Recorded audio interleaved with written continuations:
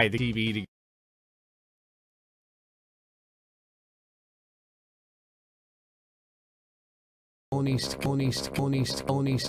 Alright, so we're back to the only game where people can die surrounded by the Sims 4. Someone had left me a comment in the last episode and said, "Hey Gray, why don't you question was what kind of sick sociopath thinks about something." That is exactly the type of person that I would give a rate. If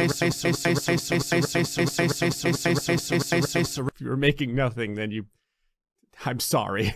As usual, we are joined by a new entity today.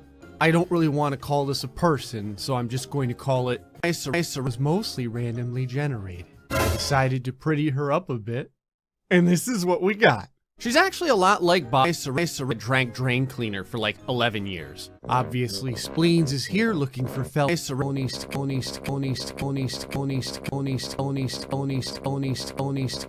commit, and Tonsils is here wondering why he was born in the first place. Also, I just realized I caught Tonsils mid-journeys. This is the beautiful, quaint house that my Sims will live in.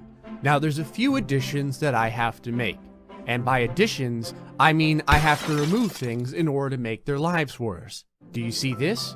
That's a chonist. We don't have those in the future. So, my Sims are always really good at piling up ronies everywhere, and I want to see how long it takes them to kill themselves because they've surrounded every single square of their entire living space with ronies. I'm rooting for Tim Horton today, because I know if Tim doesn't eventually win one of these contests, people are going to commit.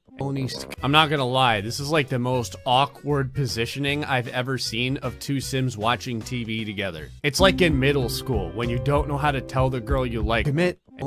Australian man is mean. I don't know why. The winning figure of Tim Horton, who has finally somehow managed to pull one out of his along with some levitating, rotting food bowls.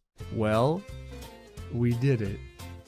We killed the Sims with phonies to the point where I don't know what happened. They just couldn't, a bunch of them just couldn't eat anymore. They just wouldn't do it. You know, on top of the time-space continuum bending that we're doing to get rid of some of the trash. And thus, I will leave you with sad Spleens, who will show her displeasure for one of the few competent owners finally dying and leaving her with piles of death everywhere. Anyway, folks, hope you enjoyed this episode of The Sims 4. Until next time, stay foxy, much love.